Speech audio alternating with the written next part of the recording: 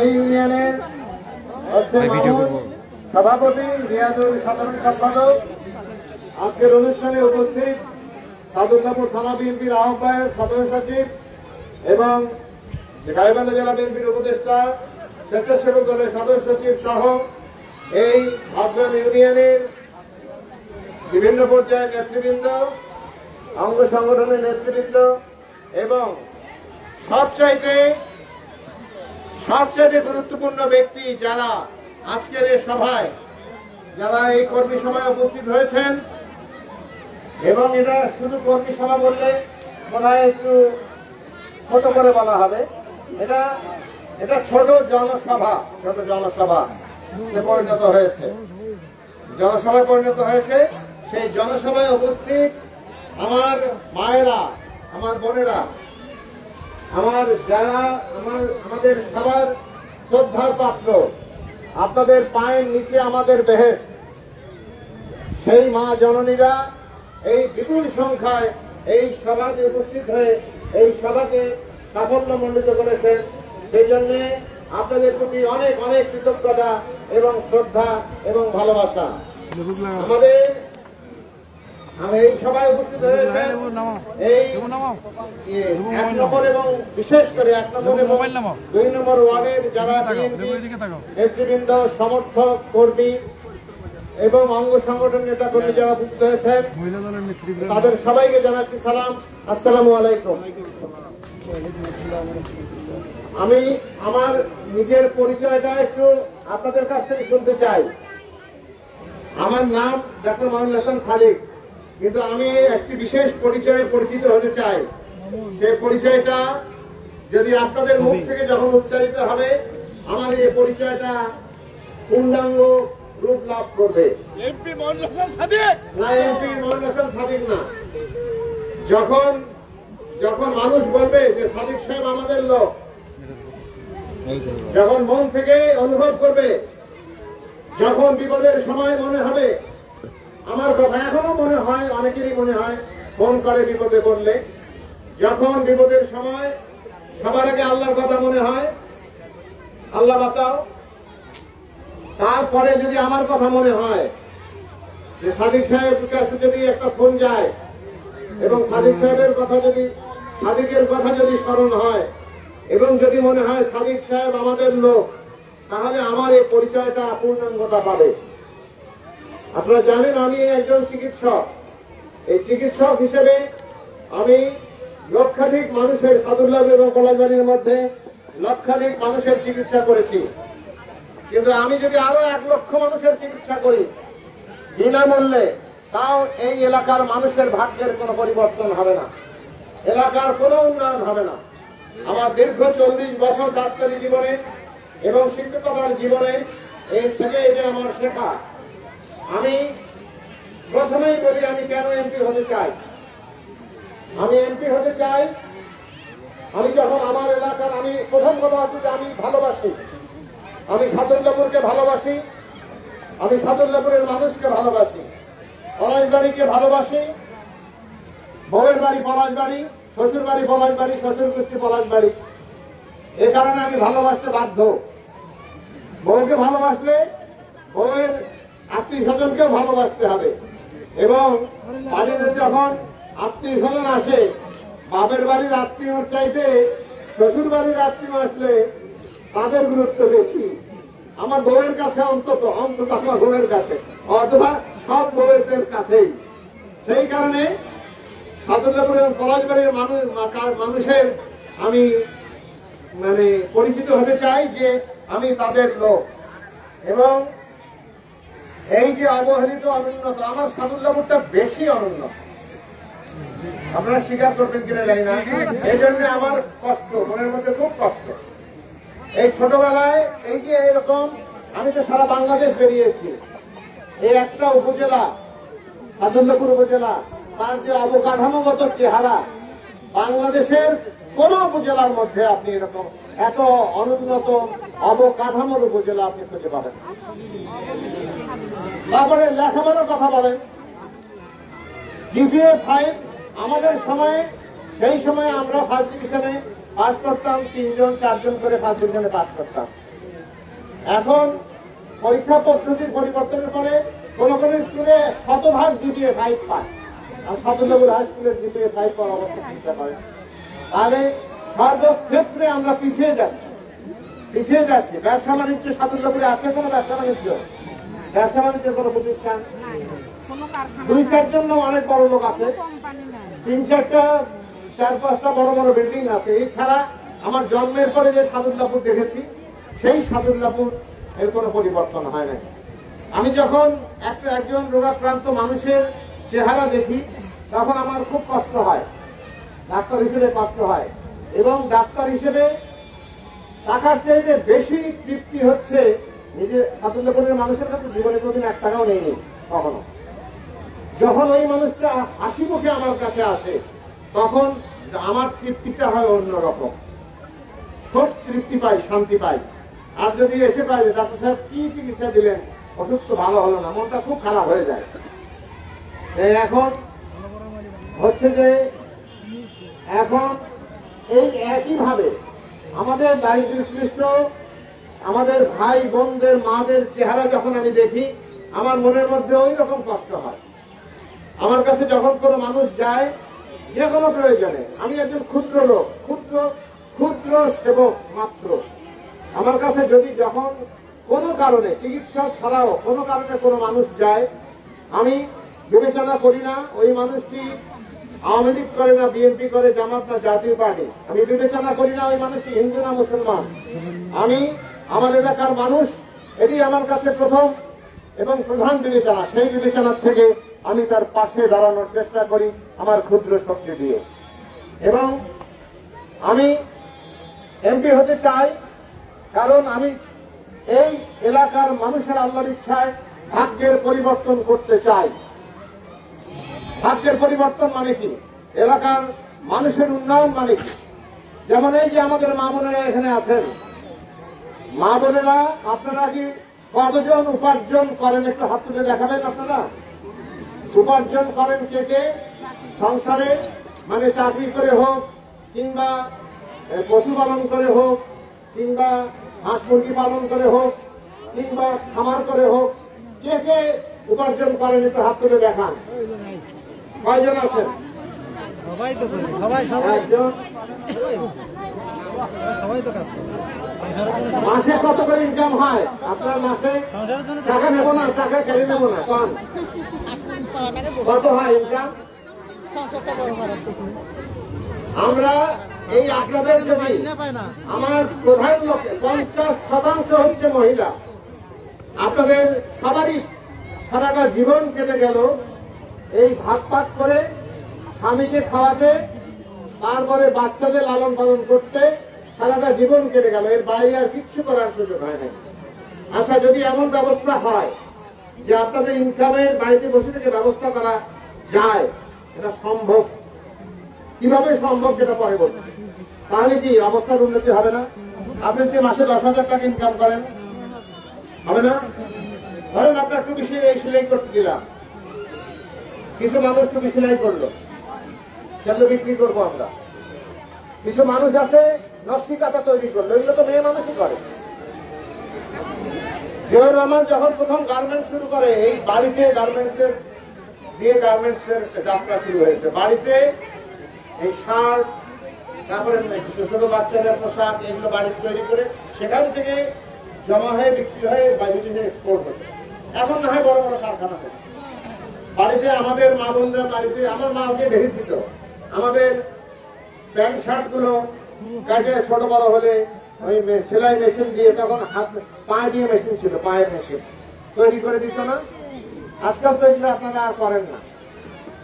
এইটা যদি আমরা সেলাই মেশিন প্রশিক্ষণ দেই, আপনাদেরকে যদি সেলাই মেশিনে প্রশিক্ষণ দিয়ে একটা গ্রুপ করে যদি আপনাদেরকে এই পোশাক তৈরি করেন এবং সেটা যদি আমরা বিক্রির ব্যবস্থা করি, তাহলে কি উন্নতি হবে না? হবে না?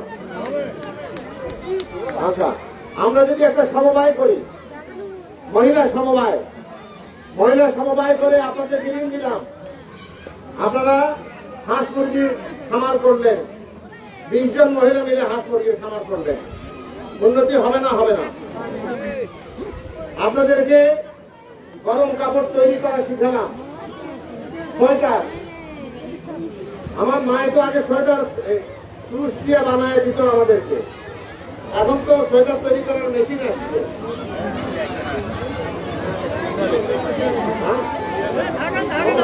এই বৃষ্টি থাকবে না, এই বৃষ্টি তো মজার বৃষ্টি, মেঘ ছাড়া বৃষ্টি, মেঘ ছাড়াই বৃষ্টি, এই বৃষ্টি মজার বৃষ্টি।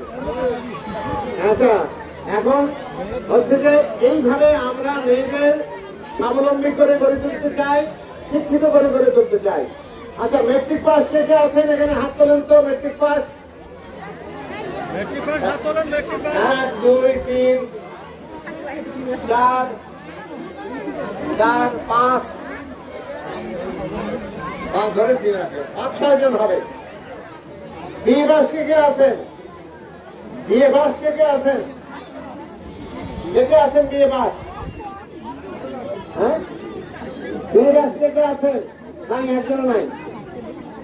আর বিএ পাস কে কে আছেন? বিএ পাস সব বলে বিএ পাস, তাই তো? এখন ঘটনা হচ্ছে যে আমরা মেয়েদের শিক্ষিত করতে চাই, আমাদেরকে স্বাবলম্বী করতে চাই, তাদের উপার্জন কম করতে চাই, তাদের আত্মনির্ভরশীল করতে চাই। এবং এবং এতে কি আপনাদের স্বামীরা কোনো বাধা দিবে মনে মনে করেন আপনারা? আপনি যদি ইনকাম করেন ঘরে বসে থেকে, বাধা দেবেন? আমার ধারণা বাধা দেবে না, বাধা দেবে না। কারণ যখন দেখবে আপনি স্বামীর কাছে 10,000, 15,000, 20,000 টাকা দিচ্ছেন মাসে, তখন স্বামী বরং খুশি হয়ে আদর করবে আপনাকে, ঠিক কিনা? আমরা এই কাজটা করব। এই কাজ করা ছাড়া, মেয়েদের উপার্জনক্ষম করা ছাড়া, শিক্ষিত করা ছাড়া, স্বাবলম্বী করা ছাড়া কোনো উপায় নাই। এই খালি বসে বসে মেয়েরা হচ্ছে পৃথিবীর মধ্যে সবচেয়ে বিনা পারিশ্রমিকে যদি কোনো শ্রেষ্ঠ কর্মী থাকে, শ্রেষ্ঠ শ্রমিক থাকে, তাহলে সেটা কারা? মেয়েরা। এত কাজ করেন সংসারের, কোনো বিনা পারিশ্রমিকে, কোনো পারিশ্রমিক নাই। এবং এবং মায়েরা হচ্ছে এমন একটি জাত, মায়েদের প্রশংসা করছি, বাপ বলে খেপে যাচ্ছে কিনা জানি না। মায়েরা হচ্ছে এমন একটি জাত, মায়েরা এমন একটি জাত, এটা তাদের বৈশিষ্ট্য হচ্ছে যদি কাউকে একবার কথা দেয় সে ওয়াদা বরখেলাপ করে না। যেমন ভোটের ক্ষেত্রেই বলি, যদি বলে সাদিক সাহেবকে ভোট দেবো, ওইটা আর নষ্টের হবে না।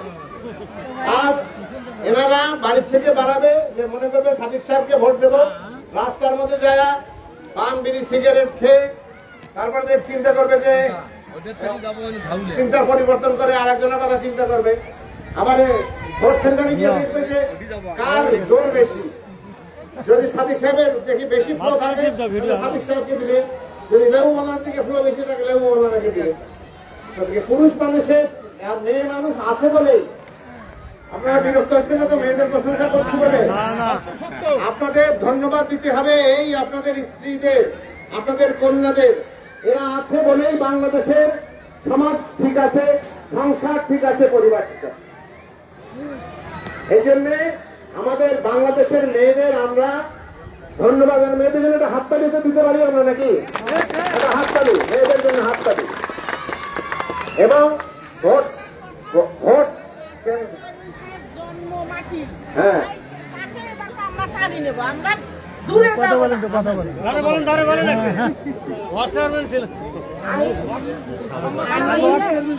আমি প্রাক্তন ওয়ার্ড চেয়ারম্যান, আমি কথা বলতে চাচ্ছি আপনাদের কাছে সবাইকে।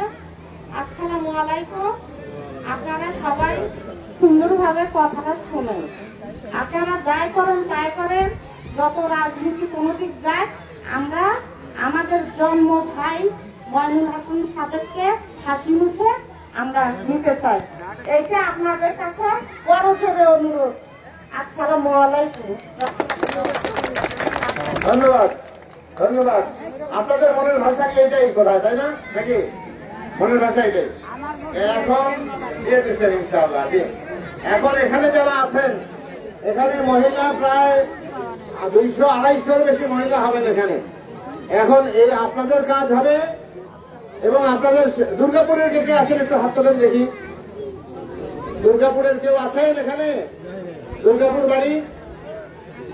হ্যাঁ, দুর্গাপুরের লোকের একটু কম আসে দিতে। আচ্ছা, আর সবই টিয়া গাছা, সব টিয়া গাছা। ভবানীপুর সন্তলার কারা কারা আছে?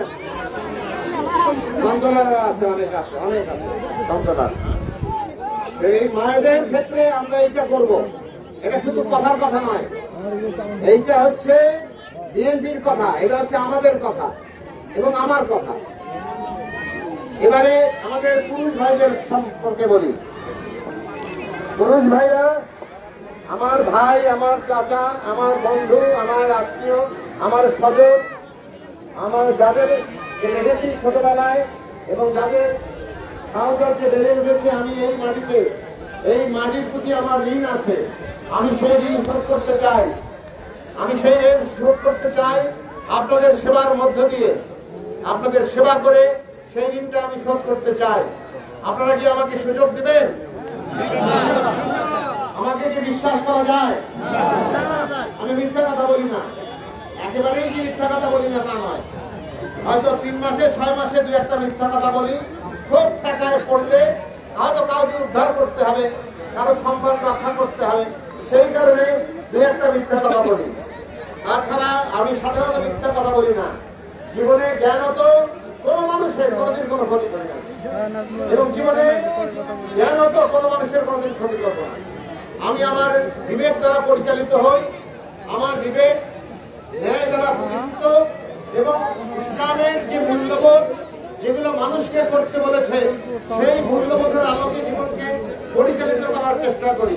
হয়তো ইসলামের আনুষ্ঠানিকতা যেগুলো আছে সেইগুলো হয়তো আমার মধ্যে একটু কম আছে, যে আমাকে দেখলে অনেকেই মনে করতেন ভালো মুসলমান নয়, কিন্তু ইসলামের মূল্যবোধটাকে আমি ধারণ করি এবং ইসলামী মূল্যবোধের আলোকে এই সমাজ রাষ্ট্র পরিচালিত হোক, সেটি আমি চাই পরিবার পরিচালিত হোক। কারণ ভালো মানুষ হতে গেলে ভালো মুসলমান হতে হবে, আবার ভালো মুসলমান হতে গেলে ভালো মানুষ হতে হবে। আপনি ভালো মানুষ যদি না হন তাহলে ভালো মুসলমান হতে পারবেন না। জানেন এই কথা? আপনি 5 ওয়াক্ত নামাজ পড়েন, মানে হজ করেছেন, যাকাত দেন, কিন্তু আপনি যদি বলেন যে বেশি করে খাটতে হবে, কর্মীদের যাতে দায়িত্বে হবে, তারপরে ভোটারদের পা ধরে বসে থাকতে হবে এবং পাগল করে দিতে হবে। পাগল ছাড়া তো কেউ পা ধরে না। আমি তো প্র্যাকটিস করি সেইটা, এবং এখন পা ধরবেন, 5 বছর আপনার ওই ভোটার আপনার পা ধরে বসে থাকবে। আচ্ছা, এই লোকটাকে আপনি কি বলবেন? এই লোকটা সম্পর্কে আপনার কি মূল্যায়ন হবে? ইনি একজন বড় নেতা, ইনি একজন নায়েবে আমির, আমার ছোট ভাই, তাহলে তার বোনের কথাটা সে বলে ফেলেছে। অর্থাৎ মানুষের পা ধরে বসে থেকে ভোট নিয়ে পরবর্তী 5 বছর তার পা ধরে মানুষ যেন বসে থাকে, এটা তার মনের ভাব।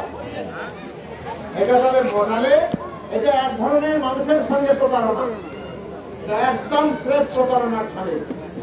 আচ্ছা ভাই, যদি কেউ বলে যে দাঁড়িপাল্লায় সিল মারলে বেহেশতে যাওয়া যাবে, ইসলামের কোন জায়গায় লেখা আছে, কোন কিতাবে লেখা আছে যে দাঁড়িপাল্লায় সিল মারলে বেহেশতে যাবে?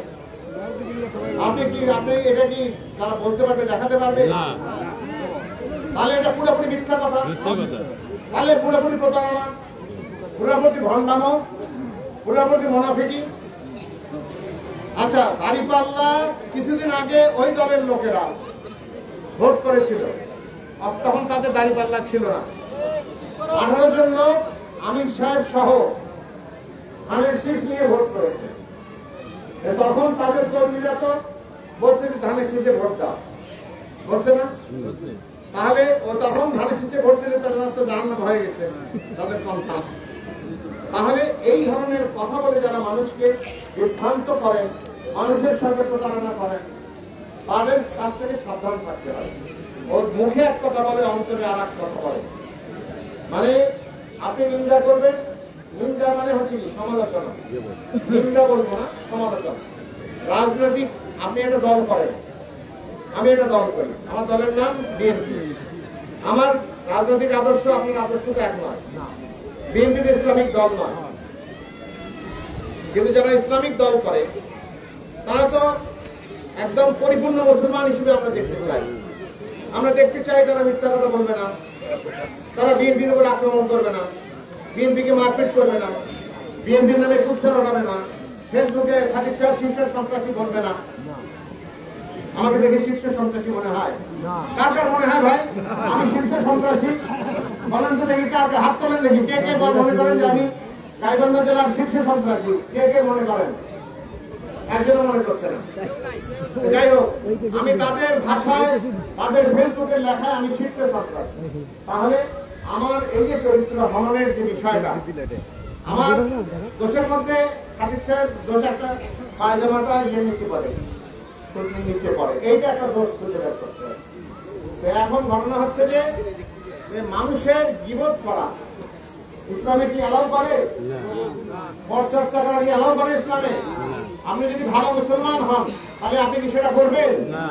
তাহলে আমি যদি দাবি করি যে আমরা মানে সব মানুষের শাসন কায়েম করব, তাহলে এবং ইসলামী আইন কায়েম করবো, তাহলে আপনাকে সবার আগে আপনাকে ভালো মুসলমান হতে হবে।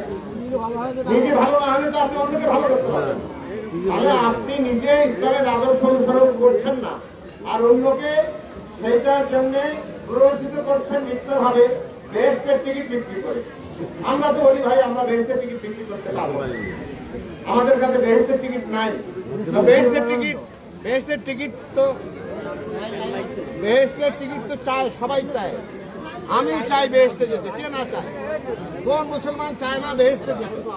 সবাই চায়, আমিও চাই। সেই জন্য আমি বলি যে বেহেশতের টিকিট যদি পান তাহলে আমিও একটা কিনতে চাই, পাওয়া যায় যদি, এবং সেটা আপনি যে দামে কিনবেন আমার সাথে দ্বিগুণ তিনগুণ দামে বেচতে পারেন, আমার কাছে বিক্রি করে দিবেন।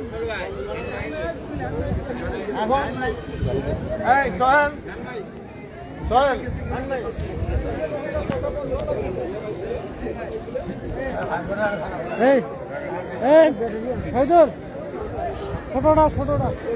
ছোটটা কি হলো বলতেছিস না? জামাত দেবেন তখন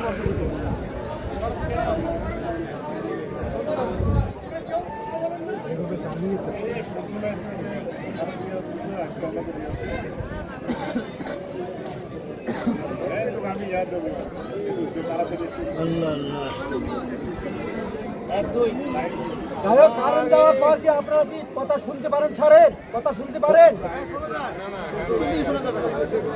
তাড়াতাড়ি আনো না।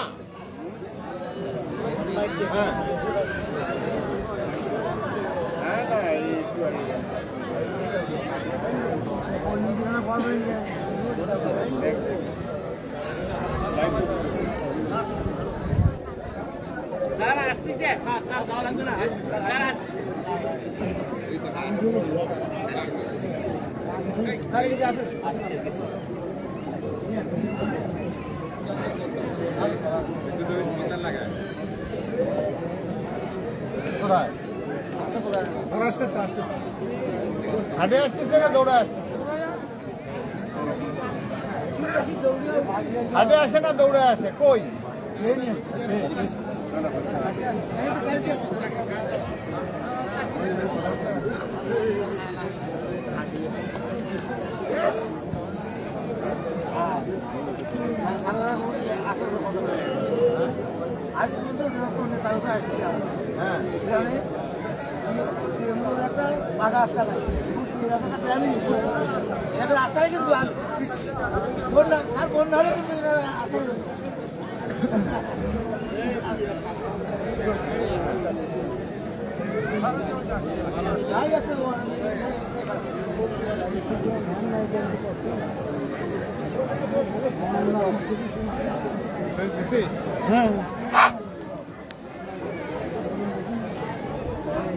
আমি এবার আমার নিজের প্রসঙ্গে ফিরে আসি।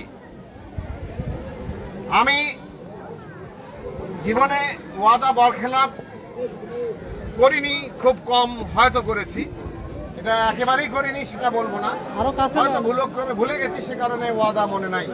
হয়তো একজনকে বলেছে এই কামটা করে দেব, তারপরে আর মনে নাই, এইভাবে ওয়াদা ভঙ্গ হয়েছে। কিন্তু আমি যদি যা বলি সেটা মানুষ হিসাবে এবং মুসলমান হিসেবে সেটা পালন করার চেষ্টা করি। আমি তো এক কথাই বলেছি, আমি সাদুল্লাহপুরকে বদলাতে চাই। এটা শুধু একটা রাস্তা না, সাদুল্লাহপুরে আপনি শুধু একটা রাস্তা কথা বলছেন কেন? এরকম অসংখ্য রাস্তা আছে যেগুলো পাকা করা প্রয়োজন, যেখানে মানুষ চলতে পারে না।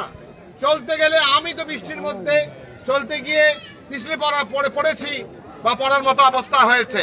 কাজেই একটা রাস্তা শুধু নয়, এরকম বহু রাস্তা পাকা করতে হবে। এবং আমি তো এলাকার মানুষের এলাকার উন্নয়ন করব। তার মানে কি?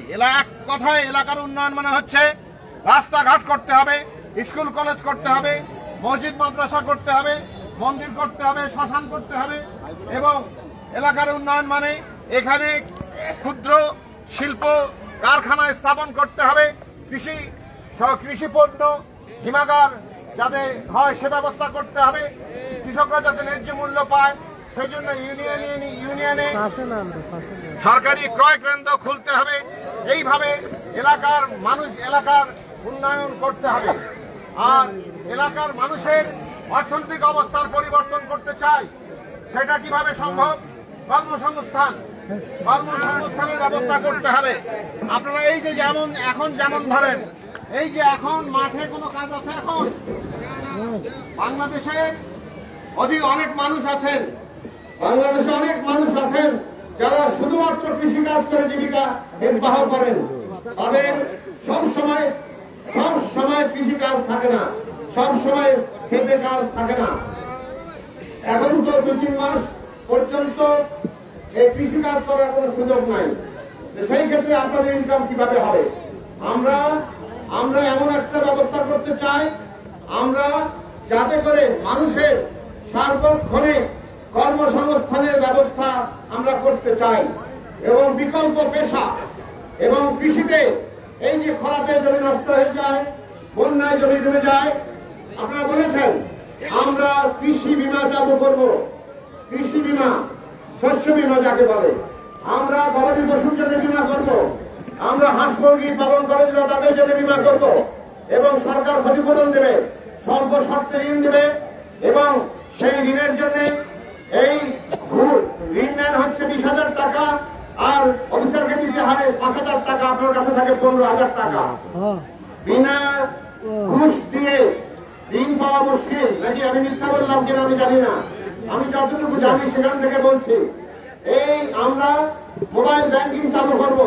এই মোবাইলের মাধ্যমে আপনি আবেদন করবেন অনলাইনে, এবং টাকা আপনার মোবাইলে আপনার টাকা পৌঁছে যাবে। এবং এইভাবে আমরা এই কৃষকদের পাশে দাঁড়াবো, শ্রমিকদের পাশে দাঁড়াবো। আমাদের যুবকদের আমরা উদ্যোক্তা করে গড়ে তুলতে চাই। আমরা নেশামুক্ত যুবক চাই, আমরা শিক্ষিত যুবক চাই। জনাব তারেক রহমান সম্প্রতিকালে যুবকদের সমাবেশ করেছেন। ঢাকাতে 15 লক্ষ যুবক সম্প্রদায় জমা হয়েছিল। আমার গাইবান্ধা থেকে 10,000-এর বেশি যুবক বগুড়ার যুব সমাবেশে যোগ দিয়েছে। এই 4.5 কোটি যুবক সমাজ, এরা বিএনপির সঙ্গে আছে। তারেক রহমান প্রসঙ্গে বলতে হবে তো নাকি? তারেক রহমান হচ্ছে বাংলাদেশে, এখন যদি মানুষকে জিজ্ঞাসা করেন যে বাংলাদেশের ভবিষ্যৎ প্রধানমন্ত্রীকে, তাহলে 2 জন মানুষের নাম বলে। কেউ বলেন যে খালেদা জিয়া, কেউ বলেন যে তারেক রহমান। যদি আল্লাহ তাআলা সুস্থ রাখেন, তাহলে আমার প্রিয় নেত্রী দেশনেত্রী বেগম খালেদা জিয়া, তিনি বাংলাদেশের মানুষের ভালোবাসার ধন, তিনি বাংলাদেশের মানুষের বিশ্বাসের প্রতীক, স্বাধীনতা সার্বভৌমত্বের প্রতীক, তিনি গণতন্ত্রের প্রতীক, তিনি অন্যায়ের বিরুদ্ধে আপসীন যোদ্ধা, যিনি অন্যায়ের কাছে কখনো কোনোদিন মাথা নত করেন নাই। তিনি হচ্ছেন সেই নেত্রী যিনি জীবনে কখনো কোনো ভোটে পরাজিত হন নাই। তিনি বাংলাদেশের মানুষের সবচেয়ে ভালোবাসার নেত্রী। কিন্তু আমাদের দুর্ভাগ্য, তাকে তিলে তিলে হত্যা করার চক্রান্ত করা হয়েছে। এই 6 বছর 80 বয়সের ঊর্ধ্বে একজন বৃদ্ধা মহিষী নারী, যাকে বিনা চিকিৎসা অপচিকিৎসায় স্লো পয়জনের মাধ্যমে যাকে হত্যা করার চক্রান্ত করা হয়েছে। আমার নেত্রী হেঁটে জেলখানায় গিয়েছেন আর ফিরে এসেছেন স্ট্রেচারের করে। এইভাবে তাকে হত্যা করার চক্রান্ত করা হয়েছে। এখনো তিনি আল্লাহ অশেষ মেহেরবান যে এখনো তিনি আমাদের মাঝে আছেন। আমরা চাই তিনি সুস্থ হয়ে স্বাভাবিক হয়ে আমাদের মাঝে ফিরে এসে জনগণের মাঝে জনগণের নেত্রী ফেরত আসুক, এবং সেক্ষেত্রে তিনি বাংলাদেশের ভাবি প্রধানমন্ত্রী। আর আমার নেত্রী যদি অসুস্থ থাকেন তখন দ্বিতীয় আরেকজনের নাম বলে, সে নামটা কি? তারেক রহমান। তারেক রহমান আমার নেত্রীর উপর নির্যাতন হয়েছে 1/11 সময়, তাকে চাপ প্রয়োগ করা হয়েছে বিদেশে যাওয়ার জন্য। তিনি বলেছেন এই বাংলাদেশ আমি জন্মগ্রহণ করেছি, এই বাংলাদেশে আমি মৃত্যুবরণ করবো, কিন্তু বাংলাদেশের বাইরে আমার কোনো ঠিকানা নাই। আপনারা ভাবলে আশ্চর্য হবেন যে একজন প্রেসিডেন্টের স্ত্রী, একজন সেনাপ্রধানের স্ত্রী, একজন প্রধানমন্ত্রী, দুইবারের প্রধান, তিনবারের প্রধানমন্ত্রী, বাংলাদেশে তাদের বসবাস করবার জন্য কোনো বাসস্থান নাই। সবার তোমার একটা বাড়ি আছে তো, পাকা হোক কাঁচা হোক আধা পাকা হোক, না বাড়ি আছে না, মাথা গোজার ঠাঁই আছে না? আমার নেত্রীর বাংলাদেশে কোনো বাড়ি নাই, বিদেশে কোনো বাড়ি নাই, থাকার কোনো ঠিকানা নাই। একটা দিয়েছিল এরশাদ সাহেব জিয়া রহমান মারা যাওয়ার পরে থাকবার জন্য, সেটা তিনি মেজর থাকা অবস্থায় ছিলেন সেই বাড়িতেই প্রেসিডেন্ট থাকা অবস্থায় ছিলেন, খালেদা জিয়া প্রধানমন্ত্রী থাকা অবস্থায় এই বাড়ির মধ্যে ছিলেন, এবং সেই বাড়ি থেকে তাকে জোর করে বিনা এক কাপড়ে বের করে দেওয়া হয়েছে। প্রতিশোধ নিয়েছে শেখ হাসিনা। গণভবন 1 টাকায় গণভবন কিনেছিলেন, 1 টাকার বিনিময়ে গণভবন নিজ নামে। ভুলে গেছেন আপনারা সব। আমাদের স্মৃতি বড়ই দুর্বল। আমাদের জাতির স্মৃতি খুবই দুর্বল।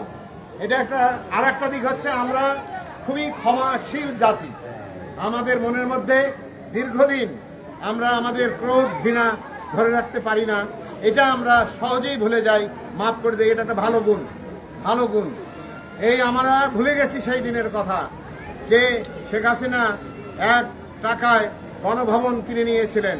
সেটা বাতিল করেছে হচ্ছে যে আমাদের খালেদা জিয়া। এই যে ক্রোধ, সেই ক্রোধ থেকে তাকে 1 কাপড়ে বাড়ি থেকে বিদায় করেছে, এবং তার উপর 1/11 সময় মঈনুদ্দিন ফখরুদ্দিন নির্যাতন করেছে।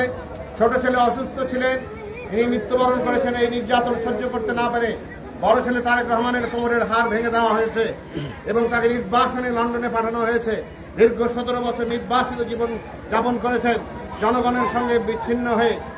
নিজের ভাই মারা গেছে, দেখতে আসতে পারে নাই জানা যায়। যে সহোদর ভাইয়ের সঙ্গে একসঙ্গে খেলে পিটাপিটি ভাই বড় হয়েছে, তার জানাজায় আসতে পারে নাই। নানি হচ্ছে মানুষের খুব আপন একজন ব্যক্তি, হচ্ছেন নানি, নানা নানি, দাদা দাদি। আমার তো মনে হয় আমি তো দাদা এবং নানা।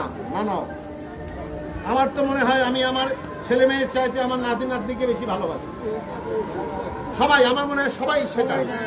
তার নানি মারা গেছেন, তারেক সাহেব আসতে পারেন নাই দেশে। তার মামা মারা গেছে, আসতে পারেন নাই।